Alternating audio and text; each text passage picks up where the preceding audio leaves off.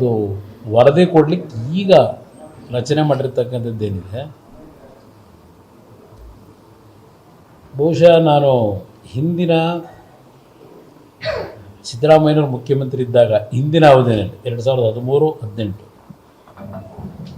ಆ ಸಂದರ್ಭದಲ್ಲಿ ಇವರು ಸಹ ಮಂತ್ರಿಗಳಿದ್ದರು. ಬೆಂಗಳೂರು ದಕ್ಷಿಣ ಅಂತ ಈಗೇನೋ ಘೋಷಣೆ ಮಾಡಿದ್ದಾರೆ ಜಿಲ್ಲೆ ಅಂತ. ಆಗಿನ ರಾಮನಗರ ಜಿಲ್ಲೆ ಅವರು ಉಸ್ತುವಾರಿ ಸಚಿವರು ಇದ್ದರು. ಇವತ್ತು ಆ ನಿವೃತ್ತ ನ್ಯಾಯಾಧೀಶರನ್ನ ಏನು ನೇಮಕ ಮಾಡಿದ್ದಾರೆ ವರದಿ ಕೊಡಲಿಕ್ಕೆ, ಅವರೇ ಬಹುಶಃ ಅವತ್ತಿನ ರಾಜ್ಯ ಸರ್ಕಾರದ ಒಂದು ತೀರ್ಮಾನ.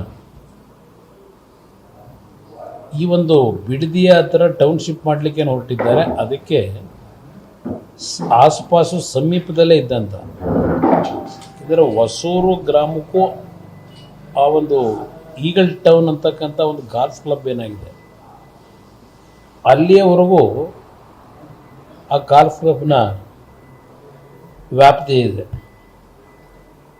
ಯಾವೊಂದು ಈಗಿನ ಟೌನ್ಶಿಪ್ ಮಾಡಲಿಕ್ಕೆ ಏನು ಹೊರಟಿದ್ದಾರೆ ಅದರ ವ್ಯಾಪ್ತಿನಲ್ಲೇ ಇದೇನು ಬರ್ತಾ ಇತ್ತಾಗ ಸಮೀಪದಲ್ಲೇ ಇರ್ತಕ್ಕಂಥದ್ದು.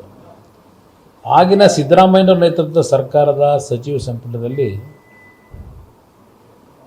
70 ಎಕರೆ ಖರಾಬ್ ಭೂಮಿ ಅದು ಆ ಒಂದು ಗಾಲ್ಫ್ ಕ್ಲಬ್ನ ಒಳಗಡೆ ಇದೆ ಅಂತ ಹೇಳಿ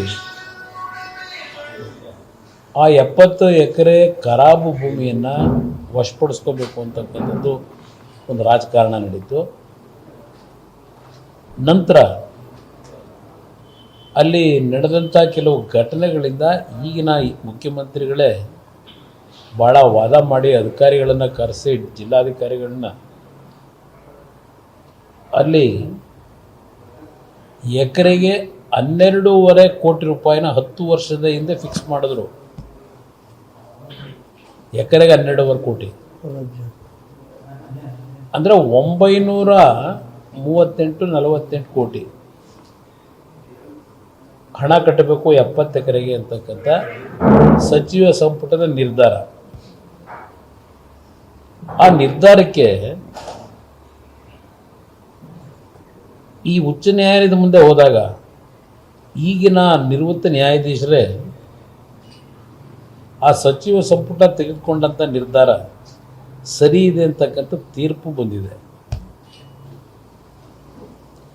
ಈಗ ಆ ತೀರ್ಪನ್ನು ಕೊಟ್ಟಂಥ ನಿವೃತ್ತ ನ್ಯಾಯಾಧೀಶರನ್ನೇ ಅದೇ ವ್ಯಕ್ತಿಯನ್ನೇ ಈಗ ಈ ಒಂದು ಡೀಟೇಲ್ ರಿಪೋರ್ಟ್ ಕೊಡಿ ಅದರ ಬಗ್ಗೆ ಅಂತಕ್ಕಂಥ ಒಂದು ಟೌನ್ಶಿಪ್ನ ಭೂಸ್ವಾಧೀನ ಮಾಡ್ಕೊಳ್ಳಿಕ್ಕೆ, ಅದರಿಂದ ಆಗ್ತಕ್ಕಂಥ ಪ್ರಯೋಜನಗಳು, ನಾವೇನು ಮಾಡಬೇಕು ಅಂತ ಇದ್ದೇವೆ ಅಂತೇನು ಹೇಳಿದ್ದಾರೆ. ದೊಡ್ಡ ದೊಡ್ಡ ಉದ್ಯಾನವನಗಳು, ದೊಡ್ಡ ದೊಡ್ಡ ರಸ್ತೆಗಳು ಇದೆಲ್ಲ ಹೇಳ್ಕೊಂಡಿದ್ದಾರೆ ಮುಖ್ಯಮಂತ್ರಿಗಳು. ಒಂದು ಅಡ್ವರ್ಟೈಸ್ಮೆಂಟು ಕೊಟ್ಕೊಂಡಿದ್ದಾರೆ. ಅವರ ಧ್ವನಿಯಲ್ಲೇ ಹೇಳಿದ್ದಾರೆ, ಮಾಧ್ಯಮದ ಮುಂದೆ ಹೇಳಿ ಇಡೀ ರಾಜ್ಯದ ಜನತೆ ಮುಂದೆ ಇಟ್ಟಿದ್ದಾರೆ. ಇದು ಕ್ರೀಡಾಂಗಣಗಳು, ಆಸ್ಪತ್ರೆ, ದೊಡ್ಡ ರಸ್ತೆಗಳು, ಏನ ಸೆಂಟ್ರ್ಗಳು ಇದೆಲ್ಲ ಹೇಳಿದ್ದಾರೆ. ಎಷ್ಟು ಜನ ಬಿಡದಿ ಹತ್ರ ನಮಗೆ ಲ್ಯಾಂಡ್ ಕೊಡಿ ಅಂತ ಅರ್ಜಿ ಹಾಕಿದ್ದಾರೋ ಗೊತ್ತಿಲ್ಲ.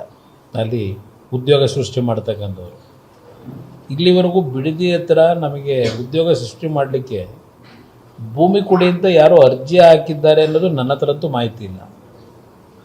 ಈಗ ಅವತ್ತು ತೆಗೆದುಕೊಂಡ ಸಚಿವ ಸಂಪುಟದ ನಿರ್ಧಾರ 900 ಕೋಟಿ ಕಟ್ಟಲಿಕ್ಕೆ ಏನು ಹೇಳಿದ್ರು, ಎಕರೆಗೆ 12 ಕೋಟಿ ಥರ, ಅದು ಸರ್ಕಾರದ ಖರಾಬ್ ಭೂಮಿಗೆ.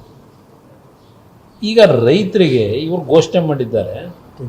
ಮೊದಲು 2 ಕೋಟಿ ಅಂದರು, ಈಗ 3 ಕೋಟಿ ಅಂತ ಹೇಳಿದ್ದಾರೆ.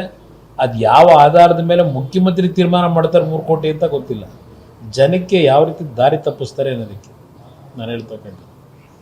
ಈಗ ಅವತ್ತು 12 ಕೋಟಿ ಸರ್ಕಾರ ನಿಗದಿ ಮಾಡಿದ್ದು ಸರಿ ಇದೆ ಅಂತ ತೀರ್ಪು ಕೊಟ್ಟಿರ್ತಕ್ಕಂಥ ಈಗಿನ ಆ ಒಂದು ಸಮಿತಿಯ ಒಂದು ಮುಖಂಡತ್ವ ಏನು ಕೊಟ್ಟಿದ್ದಾರೆ, ಆ ಸಮಿತಿಗೆ ಹೆಡ್ ಮಾಡಿದ್ದಾರೆ, ನೇತೃತ್ವ ವಹಿಸಿದ್ದಾರೆ. ಈಗ ಅವರು ಅಲ್ಲಿ ಹೋಗಿ ಪರಿಶೀಲನೆ ಮಾಡಿ ಅವತ್ತು 12 ಕೋಟಿಗೆ ತೀರ್ಪೇನು ಬಂದಿದೆ ಇವರೇ ಕೊಟ್ಟಿದ್ದಾರೆ. ಈಗ ರೈತರಿಗೆ 2 ಕೋಟಿ ಕೂಡ ಸೂಕ್ತವಾ? 12 ಕೋಟಿ ಕೊಡಬೇಕಲ್ಲ. ಈಗ ಅವತ್ತು 10 ವರ್ಷದಿಂದ ಆಗಿರೋದು, ಈಗ ಎಷ್ಟು ಕೊಡಬೇಕಾಗಿದ್ದಾರೆ?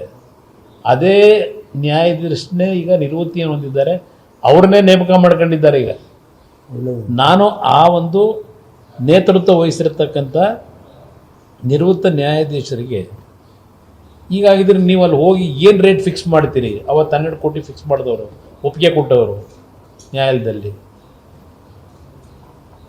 ಏಕೆಂದರೆ ನಾನು ಅವರ ತೀರ್ಪಿನ ಬಗ್ಗೆ ಚರ್ಚೆ ಮಾಡ್ತಿಲ್ಲ.